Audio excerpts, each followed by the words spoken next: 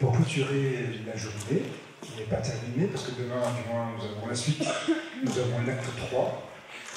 Donc je vous rappelle, ce sera au FRAC, PACA. On ne dit plus PACA, on dit le Sud, notamment. FRAC le Sud. Région Sud.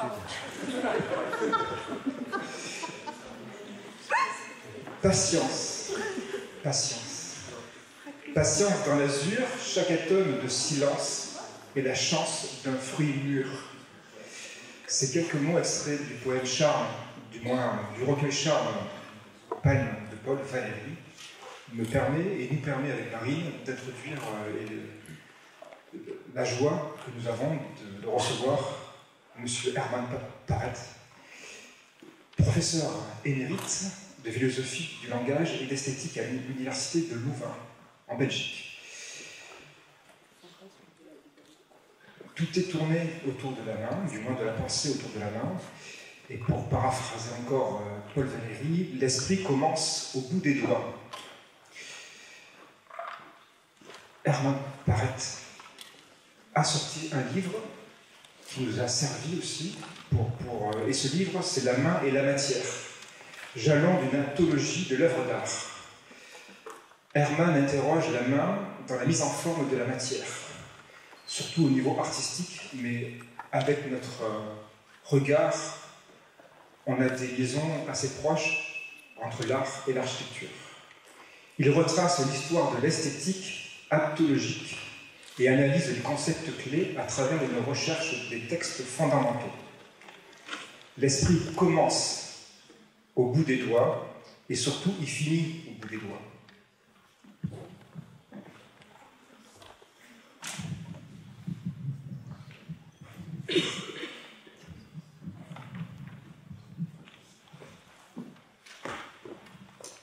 Bon, Paul Valéry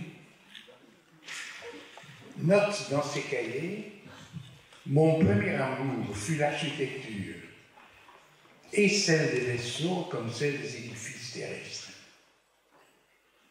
Et puisque votre journée d'étude se réfère explicitement au dialogue dit antique de Palinos ou l'architecte de Valéry, je me propose de vous entretenir la conception valérienne de l'architecture et de son esthétique.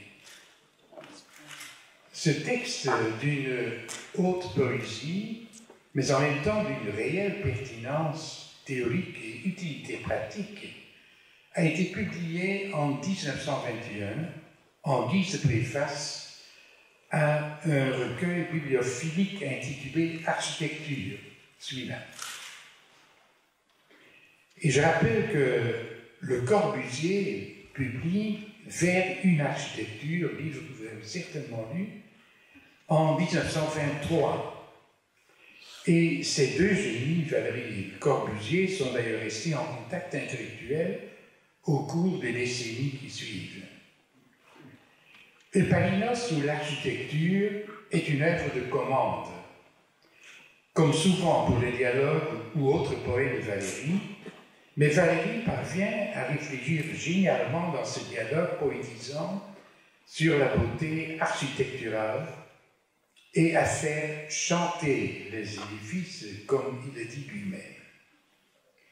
Mais ce dialogue, dont l'hellénisme est d'ailleurs de façade, rassemble Socrate, son ami Phèdre et l'architecte Palinos, constructeur du temple d'Artémis dans le règne de la mort, au bord du fleuve du temps. Et une lettre de 1934 mentionne que Valéry a trouvé le sujet de Palinos dans l'encyclopédie Berthelot et qu'il n'a exploité les sources historiques à propos de ce personnage. Ce n'est pas ce qui l'intéresse. D'ailleurs, historiquement, Palinos était plutôt un ingénieur, constructeur de canaux, comme vous savez, mais l'intérêt de Valéry n'est évidemment pas dans l'histoire, mais dans l'esthétique de l'architecture, dans la position de l'architecture dans le paragone des arts, surtout la relation analogique de l'architecture avec la musique. Valéry pense hautement de l'architecte, comme le paradigme même du créateur. Et cette appréciation positive est déjà explicite dans un texte de 1891 intitulé « Le paradoxe sur l'architecte ». Son enthousiasme juvénile lui fait dire dans cette prose exaltée, je cite Valéry, « Dans l'immortelle nuit, où l'idée jaillissante comme une eau vive se livrera vierge à l'architecte de l'avenir, quand il aura trouvé le symbole et la synthèse de l'univers intérieur qui confusément l'inquiétait, lors cette volonté, cette pensée de musique agrandie composera sa création originale comme une haute symphonie. Et un jour, le palais, le sanctuaire, irrigera les lueurs de ses fondons inconnus, proclamant l'âme vibrante et résonante de l'artiste. Et Valéry, dans ce texte donc, de 1891, Valéry y est très critique pour l'architecture académique. Il dit l'architecture agonise dans les académies. Et il rêve en même temps des origines méditerranéennes et grecques de l'architecture, précisément celle de Palinos, le constructeur de temples. Je cite encore, autrefois, au siècle orphique, l'esprit soufflait sur le marbre. Les murailles antiques ont vécu comme des hommes et les architectures perpétuaient les songes. Donc le paradoxe sur l'architecte est une glorification de l'architecture sortant de la gangue académique et s'offrant comme prototype du grand art créateur. Ces mots d'un jeune homme de 20 ans sont bien sûr hautement poétisants et exaltés, mais certains thèmes de notre dialogue, Eupalinos ou l'architecte, le texte de 1921, y sont déjà esquissés incoativement. L'hypostase de la construction et de la mise en forme, les subtiles et divines, ce sont les deux adjectifs de Valéry, les subtiles et divines analogies de l'architecture et de la musique. L'idée que l'architecture est en mesure de faire résonner l'âme de l'artiste. Valéry évoque souvent l'âme vibrante et résonante de l'architecte-artiste. Le fait que l'architecture est un art essentiellement lié à une pratique, que la pensée adhère en fait à l'action, et donc la conception selon laquelle la pratique de l'architecture est une manière de lier action et pensée. Eupalinos énonce, je cite un texte de Valéry, dans la bouche d'Eupalinos, plus je médite sur mon art, plus je l'exerce. Plus je pense et agis, plus je souffre et me réjouis en architecte. Et surtout l'indicible, encore un adjectif de Valéry, l'indicible correspondance entre les deux facettes de l'art que sont la musique et l'architecture, cette durable ordonnance, dit-il, des matériaux, des mesures et des accords fascine Valéry. La façade royale de Reims et telle page de Tannhäuser sont deux incarnations du même art, poétise-t-il. Léonard de Vinci est une autre figure de l'univers valérien qui ajoute une autre composante à la constellation valérienne, celle qui accentue que la beauté en architecture dépend de la mise en forme. La relation fondamentale à l'architecture est celle d'un cercle qui prend son point de départ dans l'œil, dans la perception, la vision, l'observation du sensible, pour aboutir à la pensée et à la raison, instaurant la forme, celle de la colonne grecque, par exemple. Et je reviendrai en détail sur ces thèmes. C'est l'architecte constructeur qui s'attaque à la confusion du chaos, seul à garantir le passage à l'acte. Me voici, dit le constructeur, je suis l'acte. Et Valéry, admirateur de Léonard de Vinci, mais en même temps lecteur des grands mathématiciens et physiciens de son temps, s'ouvre avec Epaminondas à une pensée créatrice qui se situe sur l'intersection entre théorie et pratique, entre savoir technologique et expérience esthétique. Et Valéry jette ainsi un pont entre le monde réel et l'architecte artiste en tant qu'être vivant. L'art est pour la vie, et la vie est pour l'art. Et tout comme Epaminondas, bâtisseur de temples, l'architecte poète se bat avec des contraintes matérielles pour élever sa pensée. Identifier l'utile avec le beau, c'est d'ailleurs la morale de l'architecte poète. Et une sorte de nouvel humanisme se dégage des écrits de Valéry. La science est alliée avec l'art, le créateur assume ainsi une dimension totale qui en fait se fonde dans l'esthétique de la Renaissance.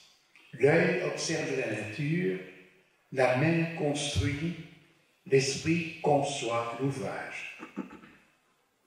La doctrine de Epaminondas, l'architecte, dans le dialogue, est reliée par celle de Tridon le Sidonien, le constructeur des plus beaux bateaux. Temples et bateaux sont ainsi les produits prototypiques de l'architecte. Et le passage sur les constructions navales de Sidon montre avec évidence un autre point de la doctrine de Valéry, notamment l'implication du cœur, qui est nécessaire pour qu'il y ait construction architecturale. Œil, corps, main surtout, pensée et raison politique, voici le conglomérat qu'il est fini de faire de l'architecte. À force de construire, conclut Epaminondas, je crois bien que je me suis construit moi-même.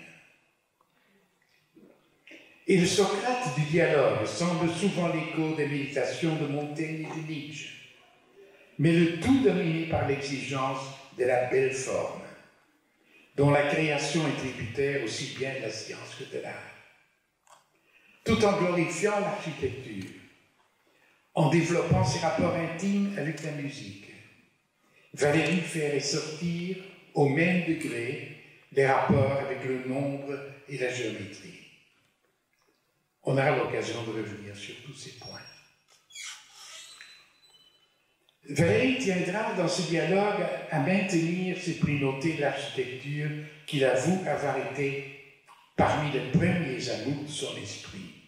Construction par le nombre, esprit créateur, animant la matière inerte,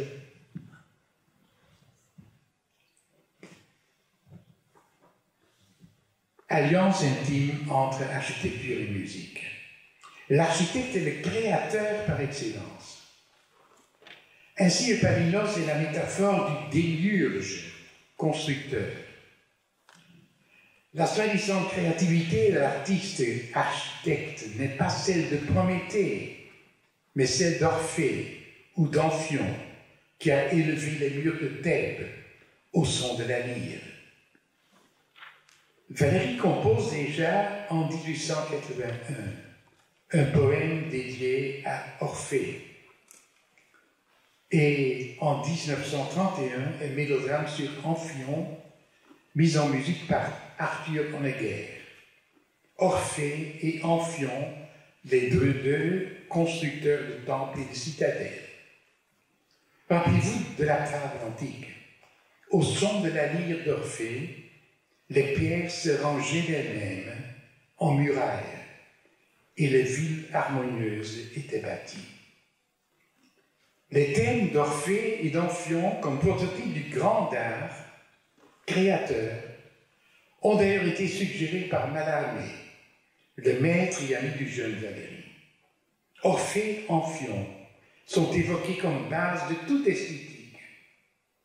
Epaminondas, le musicien architecte, dont Phèdre dit dans le dialogue que nous étudions en ce moment, Eupalinos, je lui trouvais le pouvoir d'Orphée, le proto-poète, et dont Socrate, dans le même dialogue, caractérisant les Grecs, pour qui la parole et la raison sont la même chose, déclare « Pareil à Orphée, nous construisons des temples de sagesse et de science qui doivent suffire à tout créateur raisonnable. » Je voudrais développer mon exposé en 3 pas.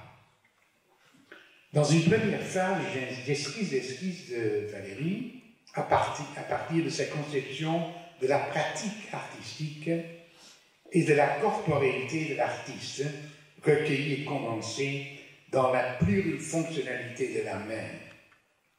Focalisation prédominante dans les écrits de Valérie.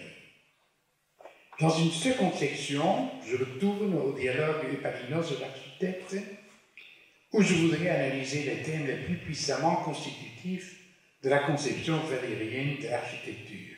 Et enfin, dans un troisième mouvement, mais brièvement et en guise de conclusion, je voudrais vous présenter mon évaluation de cette conception originale et radicale, et surtout rassembler quelques brins de l'héritage de Valérie dans la théorisation de l'architecture d'aujourd'hui. Valérie glorifie donc l'artiste architecte, tout comme le graveur. Le père de Valérie était graveur, il s'en souvient constamment. Le graveur, le sculpteur, qui sont les prototypes idéalisés de Homo Faber. L'artiste est Homo Faber. L'art trouve ses assises dans l'artisanat.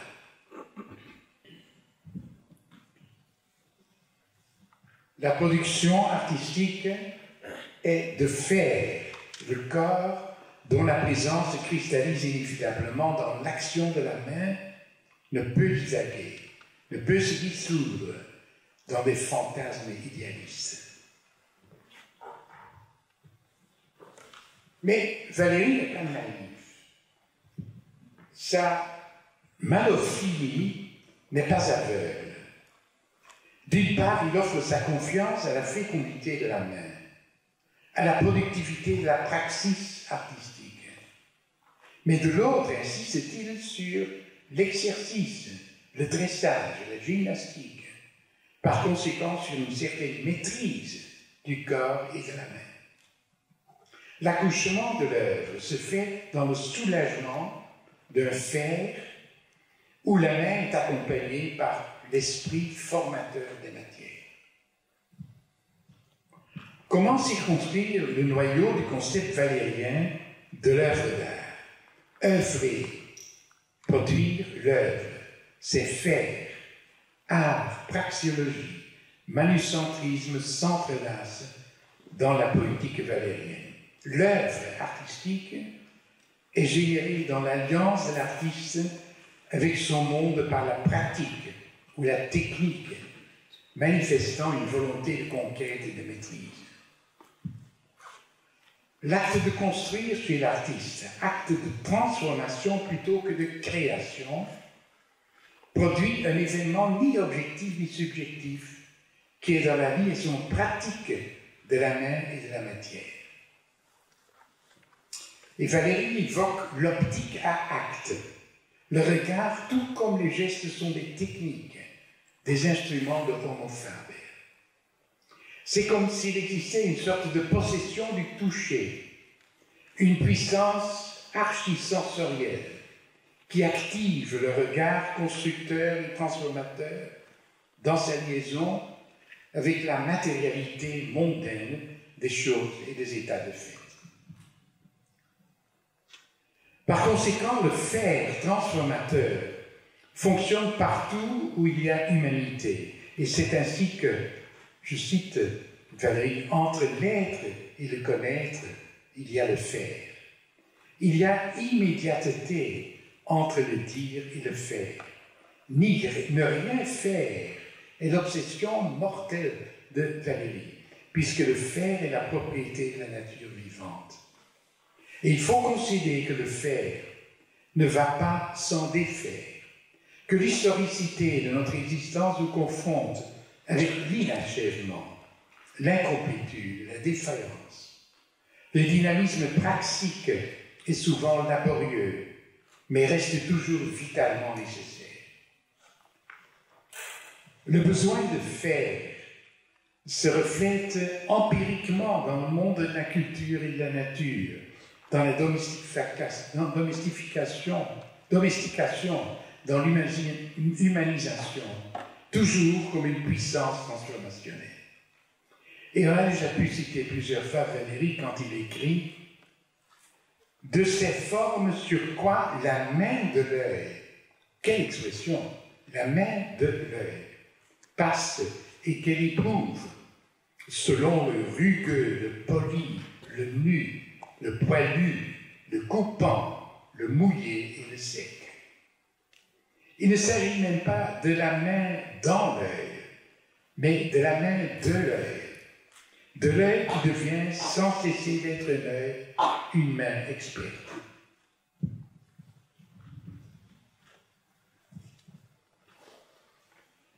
L'artiste parvient à maîtriser la main comme l'écuyer son cheval. Comme le danseur ses muscles. Et Valéry associe souvent le travail de l'écuyer dans le silence des manèges au travail du gymnaste, du danseur, du poète artiste même. Valéry glorifie de sa façon flamboyante la nature de la main, cette main qui n'est pas sauvage et incontrôlable, mais disciplinée et entraînée dans et par le labeur de l'artiste.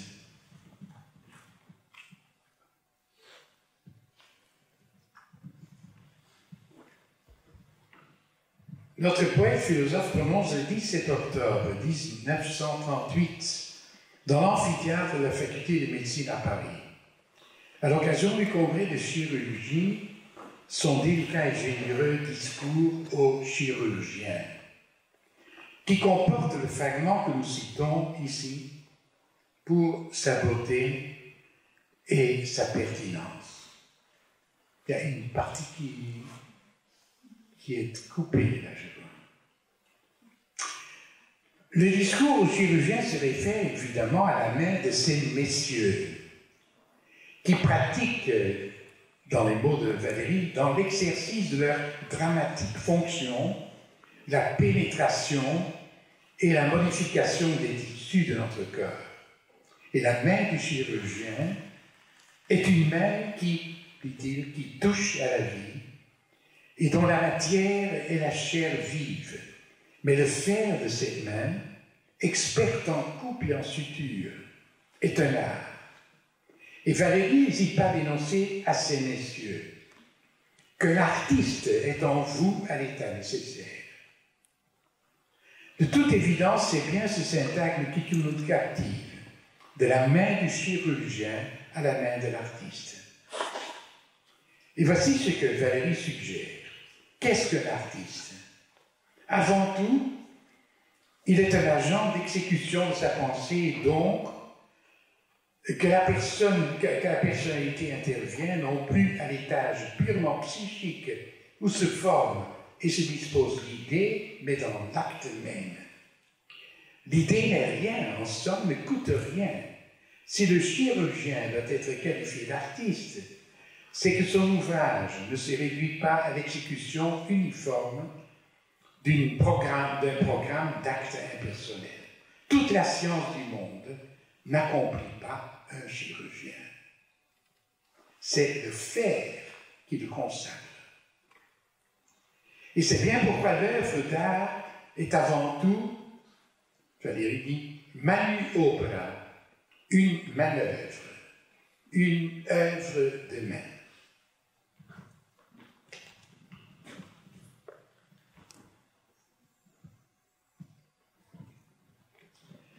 Un traité de la main devrait inventorier les prodiges de cette merveilleuse machine qu'est la main.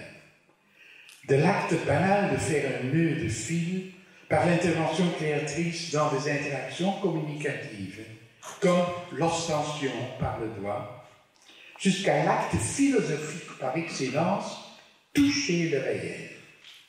Toucher le réel, c'est vaincre le scepticisme, exploiter le possible, acquérir de la certitude positive. Et cette main fonctionne d'abord à partir de sa nature ou du corps animal et de ses instincts. Mais elle les transcende pour inventer mots, concepts et raisons, pour communiquer à l'esprit ces matières. La multifonctionnalité de la main est immense et l'inventaire taxinomique impressionnant. Je cite Valérie encore, la main est l'appareil qui tour à tour frappe et bénit, reçoit et donne, alimente, prête serment, bat la mesure, lit chez l'aveugle, parle pour le muet, se tend vers l'ami, se dresse contre l'adversaire, se fait marteau, tenaille, alphabet. L'idée d'un traité de la main a été l'obsession fantasmatique de Valérie. Et cette science des virtualités topologiques et praxéologiques de la main et des types de ses mises en forme par le geste, par le mouvement, par ses manœuvres, est dite 1000 fois, dit-il, plus valable pour la compréhension de l'humain que n'importe quelle neurophysiologie ou neuropsychologie. Ce traité n'a jamais été réalisé, bien sûr, et par conséquent ne s'est pas ajouté à la floraison considérable d'écrits poético-philosophiques consacrés à la main. Tous les registres et toutes les tonalités ont été exercés dans cette littérature, de la physiologie par l'iconographie et l'histoire à la psychologie, sociologie, couronnée par la métaphysique, voire l'éthique.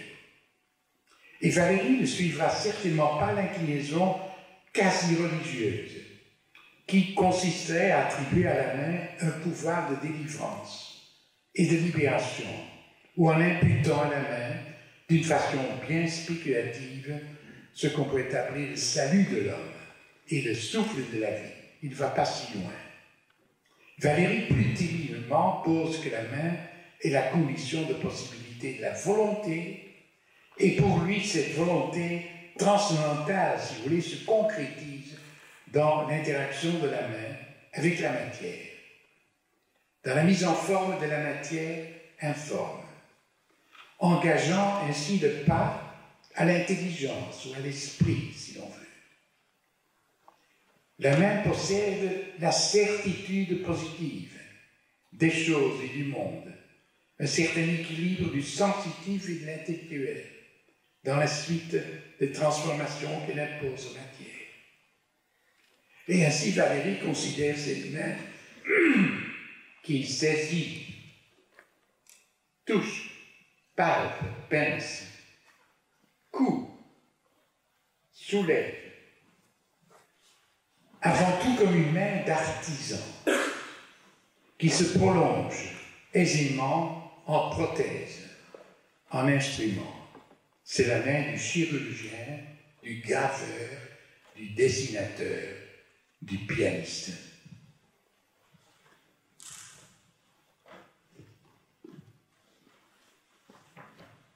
À propos de la relation de la main et du cerveau, Valérie impose une hiérarchie certaine. La main éduque le cerveau, puisque c'est la main et non le cerveau qui est l'organe de la pensée ou l'organe du possible.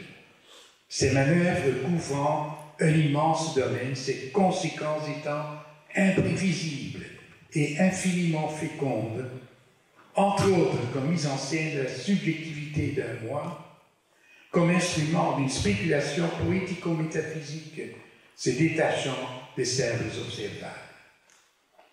C'est que la forme est le produit de l'acte de la main, comme, dit-il, le chant est le produit d'un acte de l'appareil vocal. Observer la main, on transcende le familial, le familier.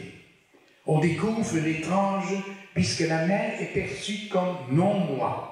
C'est un autre aspect très intéressant chez Valérie, qu'il a remarqué, que la main aussi peut être perçue comme non-moi et nous fait atteindre les rives spirituelles du vrai. Mais les mains du sculpteur, les mains du pianiste, comme les mains du graveur, du chirurgien, dont Valérie fait l'apologie avec enthousiasme, les mains de l'ouvrier, de l'artisan, qui n'est même pas conscient de la subtilité du jeu de ses deux mains, Homo faber, la fabrication des timbres et des couleurs précède leur conceptualisation.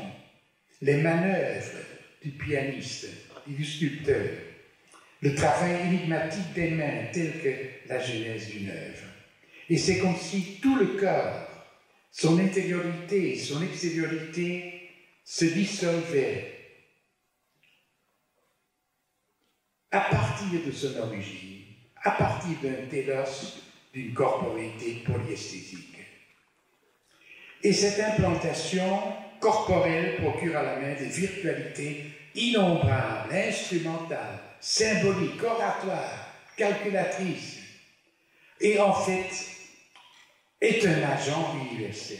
Et pourtant, dit-il, donc il est quand même assez prudent là-dedans, et il n'est pas aveugle, je l'ai déjà dit, les appréciations ne sont pas vraiment unanimes, puisque le corps, dans et par la main, est également un enjeu d'étrangeté. Il se retire toujours et en même temps dans ces impénétrables mystères et se constitue en antagoniste. Donc regarder sa propre main est aussi, si vous voulez, regarder soi-même comme quelque chose de très étrange. En même temps, on s'identifie au moi et on s'en distancie. Et ma main est liée, mais aussi remarquablement étrange. Elle joue un rôle initiateur, mais elle est en même temps une apparence contingente qui me fait basculer dans l'éloignement troublant, voire l'aliénation angoissante. Dans ce sens-là, dit-il, la main est monstrueuse et le moi en saisit le non-sens.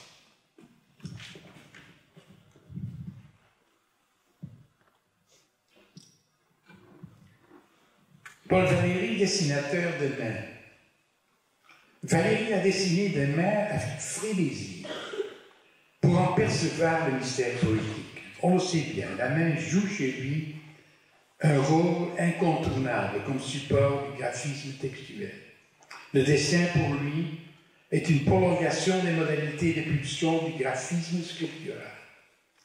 C'est pour ça, à la BNF à Paris, si on regarde donc les cahiers, les manuscrits des cahiers, on trouve au moins 50 pages qui sont remplies de dessins de main.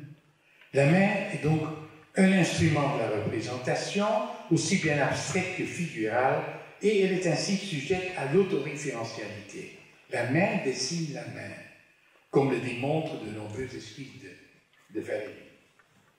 C'est ainsi que l'acte de l'écriture se transforme dans d'autres types d'actes graphiques, tout comme le croquis et le dessin. On constate que pour Valéry, la main d'artiste n'est pas tant celle du peintre, mais celle du graveur et du sculpteur, même si les problèmes de la peinture ne cessent de l'occuper.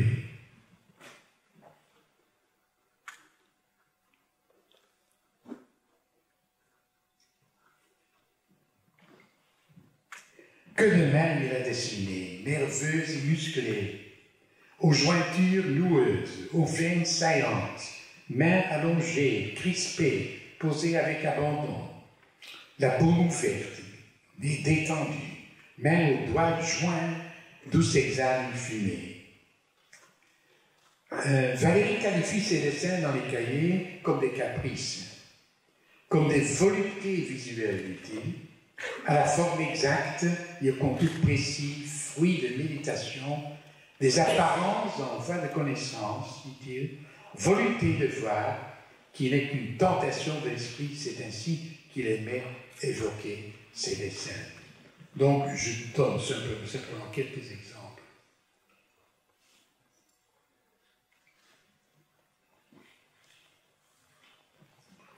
Tournons-nous maintenant, donc je passe à la nouvelle partie, à nouveau vers Eupalinos l'architecte.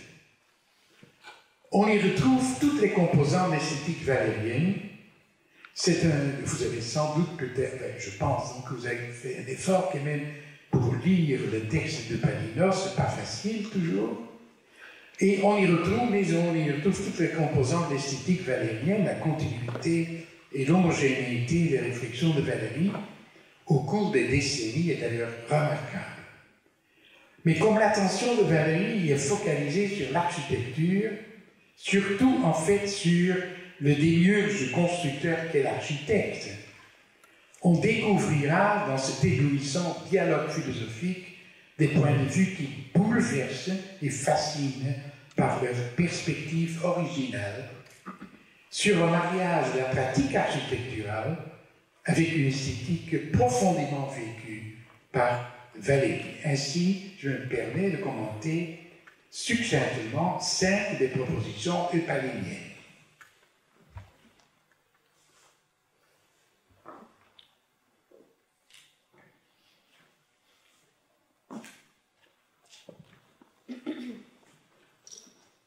Bon, je ne lis pas le texte, il y a une partie coupée encore. Une partie de la vie, édification, ah oui, donc il faut quand même que je le lise. Je ne sais pas, pas sur l'ordinateur, c'est sur l'écran. Je ne sépare plus l'idée d'un temple de celle de son édification en voyant je vois une action admirable, plus glorieuse encore qu'une victoire et plus contraire à la misérable nature. Le construire est le plus cher à mon esprit. Ô très heureux Eupalinos. Or, de tous les actes, le plus complet est celui de construire. Une œuvre demande l'amour, la méditation, l'obéissance à la plus belle pensée, l'invention de lois par ton âme. Et cette œuvre découle du plus intime de ta vie. Et cependant, elle ne se confond pas avec toi. Voyons donc ce grand acte de construire. Texte central, construire un temple ou un bateau. Construire et connaître et vivre, c'est ce qui façonne l'architecte. L'esprit seul, le cerveau et la machine digitale, dans l'homme, le calcul, art des nombres, ne suffit pas à faire de l'architecte un instrument de la vie. L'architecte, sa profession inquiète. L'art de l'architecte est, si vous voulez, l'architecte est un philosophe, dit-il, concret. Et symétriquement, le philosophe est un architecte manqué.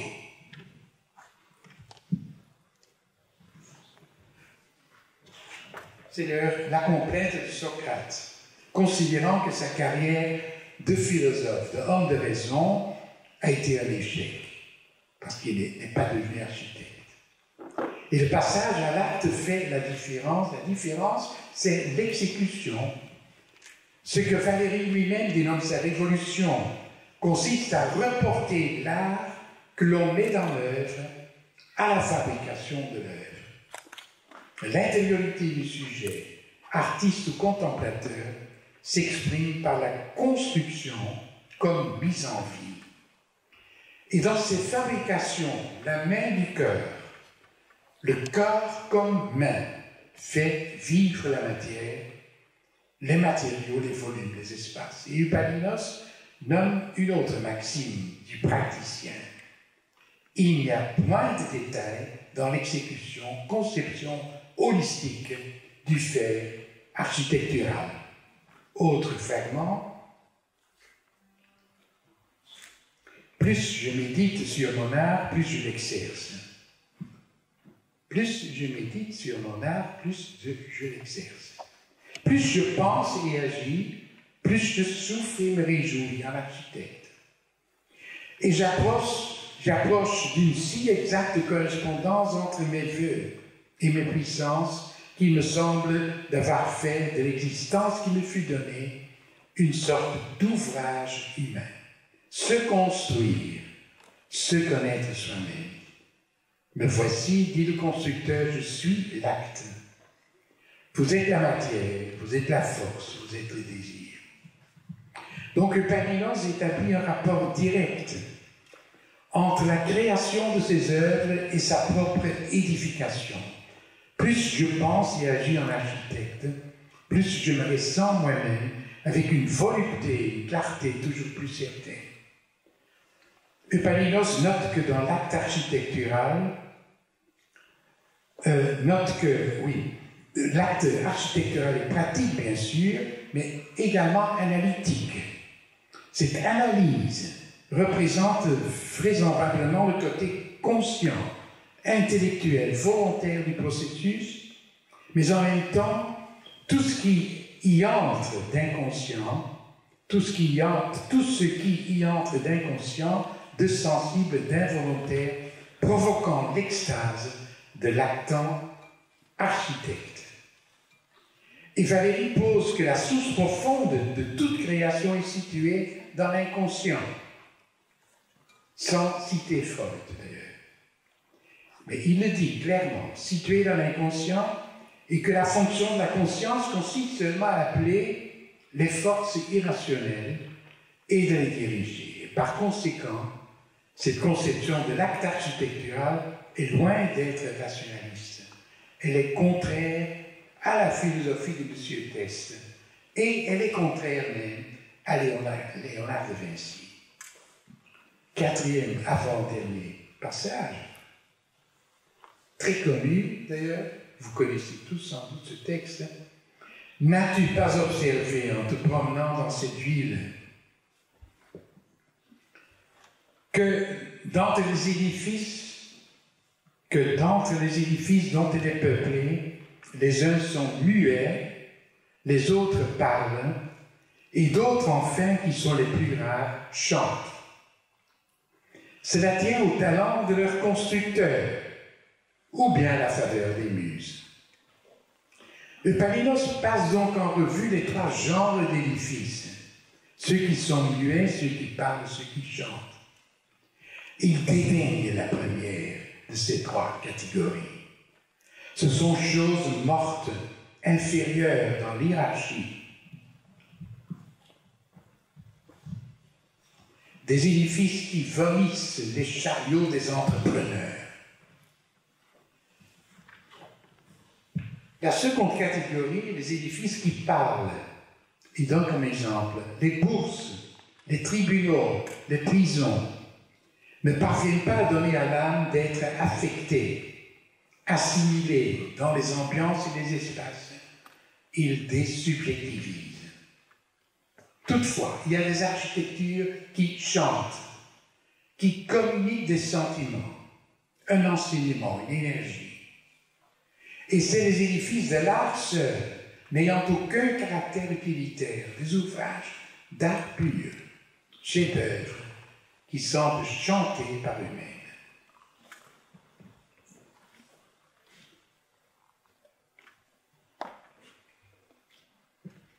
Epaminondas a fait de pareilles attentions à tous les points sensibles de l'édifice. On lui dit qu'il s'agissait de son propre corps. Ça, c'est l'idée centrale. Et il élaborait les émotions, les vibrations de l'âme du futur contemplateur de son œuvre.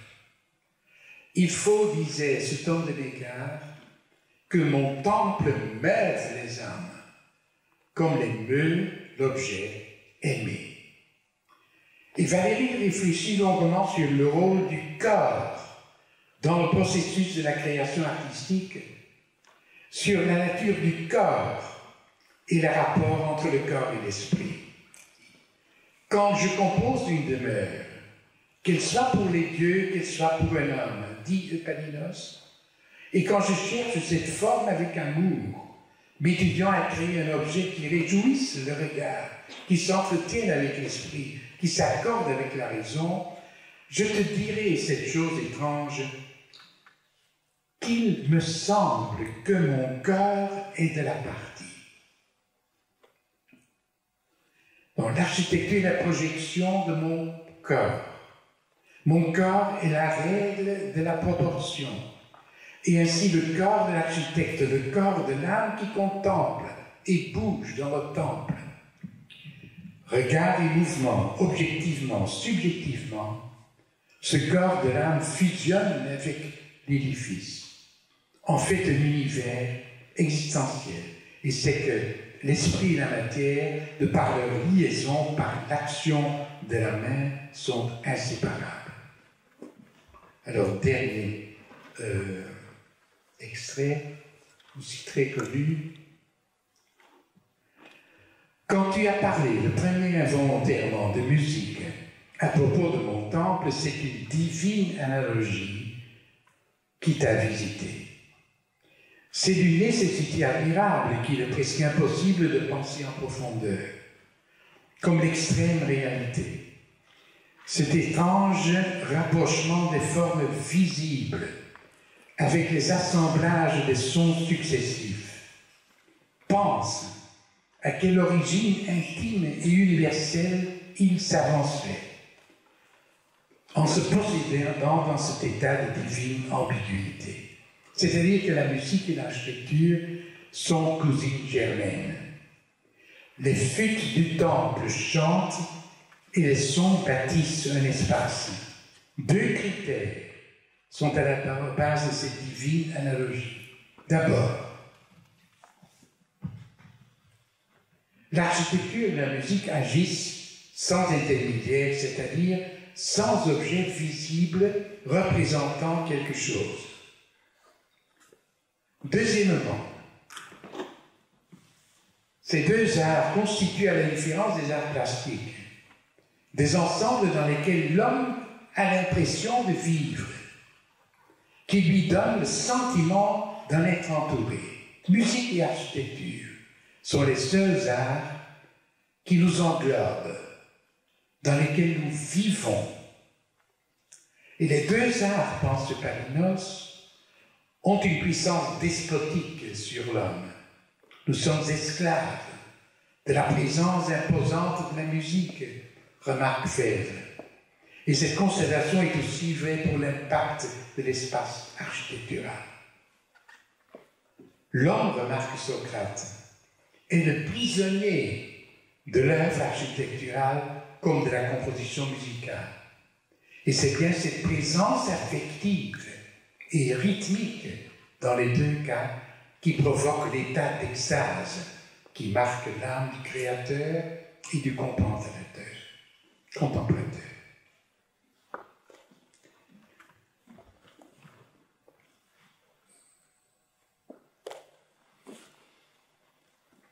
Le Palinos de l'architecte n'est pas un écrit isolé de Valéry.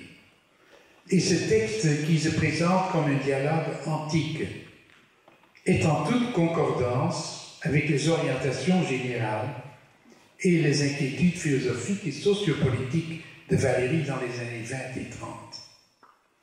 La lecture valérienne de la ville moderne, très influencée par un livre de Georg Simmel, que vous connaissez peut-être, Les grandes villes et la vie de l'esprit, publié en 1903, a très influencé Valéry.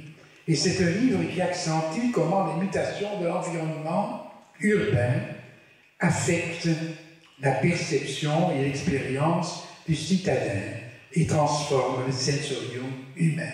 Et Valéry partage cette inspiration théorique de la pensée de Simmel. Il partage d'ailleurs cette orientation d'analyse avec Walter Benjamin. On a déjà parlé de Walter Benjamin. Le Grundmotiv simmelien des cahiers de Valéry concerne précisément la transformation des cadres de l'expérience sous l'effet de la vie moderne, de son art et de son architecture. Mais Valéry, témoin et juge du monde moderne, n'accepte pas tous les dictats du modernisme, loin de là, surtout l'intrusion de l'omnipuissance des nouvelles techniques, toujours en fonction de la prescription fondamentale, aimer le beau et le concevoir. Et je lis dans les cahiers. La véritable architecture est inséparable de la pierre de taille et de la taille de pierre. L'art complet de bâtir n'apparaît que dans les constructions, même modestes, qui sont fondées sur la taille et non pas sur l'emploi des matériaux concrets ou métalliques. Je constate que le ciment et le métal envahissent la place et j'en éprouve du regret. Et pourtant, il écrit également dans les cahiers que l'architecture contemporaine porte en elle-même l'espoir de sauver la perfection dans le naufrage qu'est le temps moderne, en sauvant d'ailleurs l'idée de travail et de perfection. Et l'attitude générale de Valéry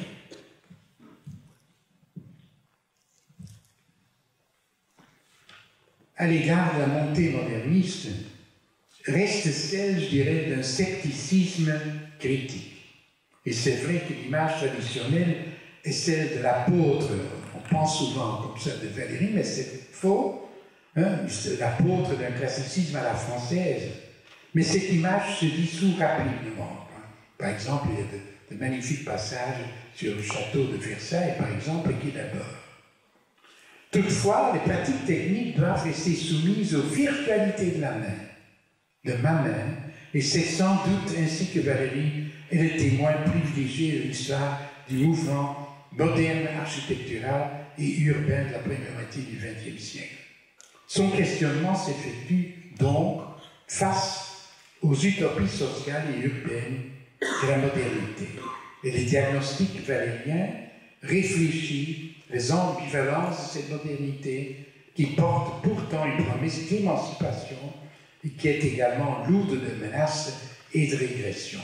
La méfiance concerne la grande éloquence sur les victoires du progrès. Et on découvre ainsi chez Valéry des enthousiasmes intensément vécus et souvent exprimés pour une certaine architecture moderniste bien spécifique, celle d'Auguste Perret, de Carrier, de Corbusier aussi. Mais déjà au début du XXe siècle, juste après la rédaction du Paradoxe sur l'architecte et sa publication en 1891, Valéry semble s'intéresser à l'architecture Art Nouveau, celle de Chicago, Bruxelles et Paris, au nom d'architectes comme Horta et Guimard, comme Malès Stevens et Pierre Patou. Certains ont puisé très explicitement leur inspiration, remarque-t-il, entre autres chez Viollet-le-Duc. Oui, je vous montre quelques images que vous connaissez tous, bien sûr. Rue Flandrin, Auguste Perret, grand ami de Valéry. Déjà au début du siècle, Perret qui rendra un hommage posthume à Valéry en écrivant « En quelques pages, Valéry mit l'architecte à son éminente place et en fit l'artiste par excellence. » L'architecture de Perret emporte la liaison de Valéry par sa modernité mesurée qui se tient à l'écart de tout radicalisme esthétique et reste fidèle aux valeurs de rythmie et d'ordre de la tradition classique. Et Valéry et son ami Gide, fondateur de la Nouvelle Revue française, avec Braque et Maurice Denis, se rassemblent dans le groupe Art et Liberté animé par Perret. Perret prononce une conférence en 1917 et Le Corbusier y adhère en 1918, tout comme Apollinaire, Picasso, Ravel. Et c'est dans ce groupe de grands artistes que Perret précise sa théorie architecturale sur la voie d'une modernité originale. Et c'est également dans ce cadre que Perret rencontre en 1921 Valéry, qui vient de publier Eupalinos ou l'architecte. Et il est évident que ce texte fut une référence incontournable du débat architectural de l'époque et a contribué à la cristallisation de la doctrine d'Auguste Perret. Plusieurs conversations entre Perret et Valéry ont été publiées et le contact reste intense au cours des années 20 et 30. Si ce n'est que pendant les fréquentes réunions d'écrivains et d'artistes dans l'appartement de Perret, que vous connaissez tous à Paris, à la rue Réloir, au coin là. Hein? On y va également, souvent Supervielle, Flottillon, Valéry Gilles, etc. Encore quelques remarques. Donc, entre Valéry et Perret, il existe, dit Valéry lui-même, une génialité intellectuelle, fondée sur les prises de position en faveur d'une architecture moderne, fondée sur le respect de la grande tradition constructive classique. Pour Perret, l'architecture doit être un art guidé par une conception scientifique et rationnelle de la construction. Il place la symbolisation au sommet des principes architecturaux. Maîtrise technique et expression d'une originalité s'inscrivent dans cette démarche esthétique. Alors, question maintenant de savoir si les analyses de Valéry sont compatibles avec la conception de l'architecture de Perret, associant traditionnalisme et modernisme. Perret incarne-t-il les options architecturales de Valéry? En tout cas, le luxe art déco, les revêtements polychromes sont en antagonisme avec les goûts de Valéry. Par contre, Valéry Socrate dans Eupalinos se promène à l'intérieur des volumes d'un édifice, de préférence un temple, où il découvre l'ordonnance d'un port, où il découvre l'ordonnance d'un port comme Tridon le Sidonien, voulant rendre une cohérence à l'espace de ses occupants. En fait, l'architecture telle que la conçoit Valéry est celle d'un rationaliste, oui, ouvert au sensible et à la corporéité, une conception qu'il puise dans Viollet-le-Duc, une architecture, écrit Valéry, de temples grecs et égyptiens, précis, et fait de rigueur, basalte, pierres gravées, contours cirés, ils ont l'air de savoir ce que nous ignorons et de constituer un monde idéal complet et dans le solide. C'est un texte de Valéry. Et notre poète va jusqu'à constater des qualités toutes semblables qui placent l'architecture française des grandes époques à côté de la grecque du meilleur temps. Et Valéry, plus en détail, considère que le beau consiste dans le rapport des masses avec les détails ou les ornements, dans la non-interruption des lignes qui ne permettent pas que l'œil soit distrait par des accessoires visibles. Et la forme découle de la construction. Première loi de l'esthétique valérienne. La forme découle de la construction. Suprématie du travailleur sur le fabricant. Et Valéry constate que la main française, c'est lui qui le dit, a fait merveille, qu'elle est taillé la pierre ou enluminé le parchemin.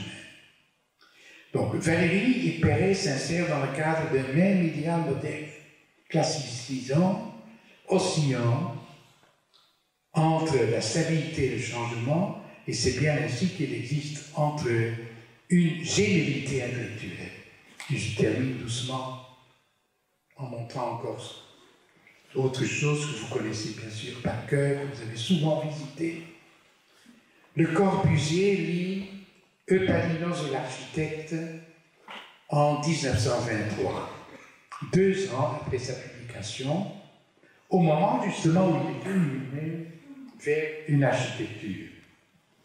Et le livre où il expose son programme moderniste, comme vous savez. Le chapitre Architecture pure création de l'esprit trahit une réelle influence d'Eupalinos. Et le Corbusier continuera de lire, de consulter également Valéry, jusque dans les années 40. Le Corbusier s'identifie même souvent avec le Socrate, du dialogue valérien questionnant Eupalinos. Il est note que l'on trouve dans les marges des exemplaires des livres de Valéry dans la bibliothèque de Le Corbusier. sont les marques d'un lecteur avide, bravo, magnifique, etc.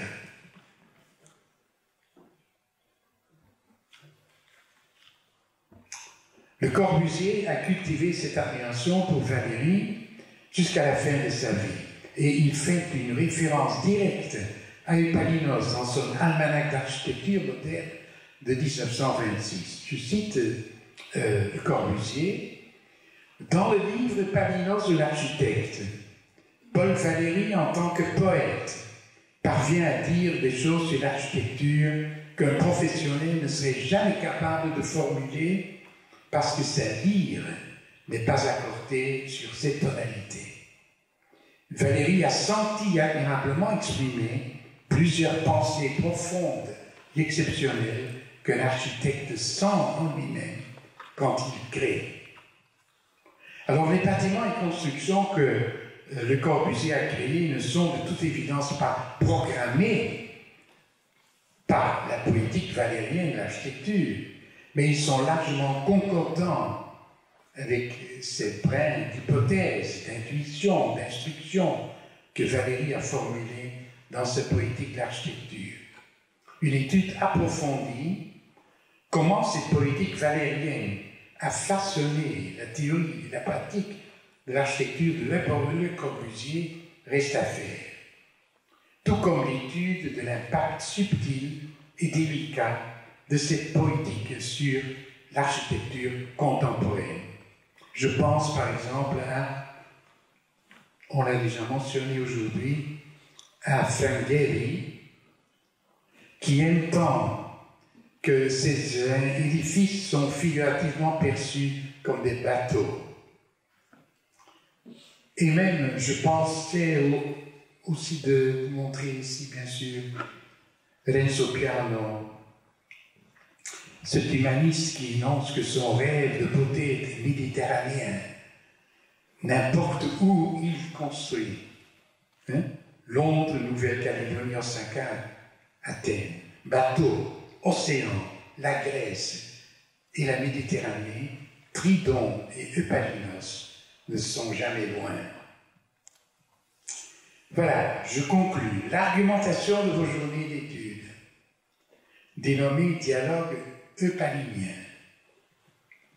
résume pertinemment le noyau de la poétique valérienne.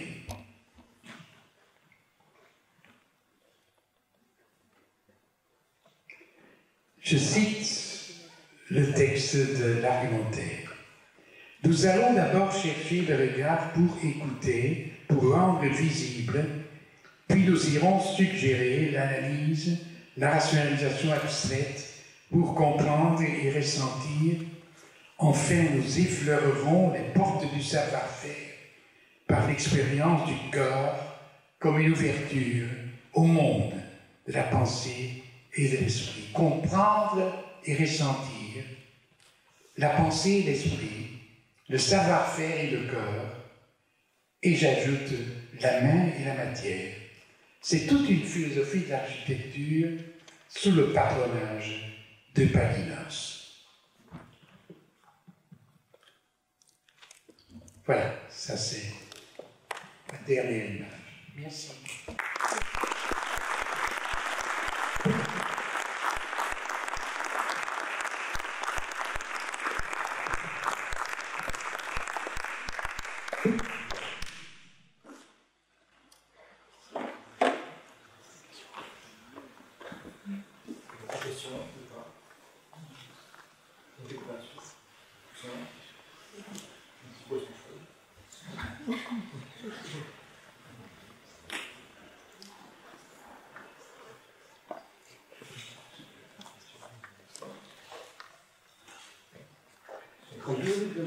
Je voudrais te demander moi-même une question. L'organisateur, d'où est venue l'idée de passer cette réunion, cette journée d'études sous le patronage d'Epalinus?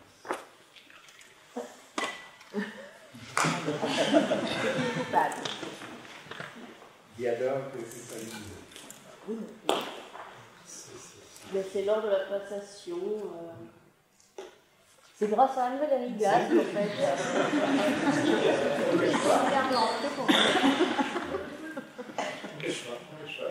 C'est la passation entre le séminaire de l'an dernier et celui-là.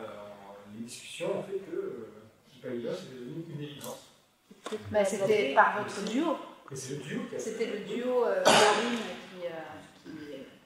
qui incarne la figure de l'ingénieur et Ivry qui était le plus poète de nos architectes à l'école. C'était leur binôme qui... En tout cas, ça a été une excellente idée et je vous en félicite. Et je pense qu'avec Ivry, je ne sais pas si vous avez remarqué, on a essayé de faire quelques citations du texte de Paul Valéry. Et je pense qu'on peut vous remercier parce que vous avez mis en lumière les parties du texte qui nous plaisaient le plus, mais dont nous ne nous sentions pas dignes de les dire oralement devant tout le monde. Merci à vous.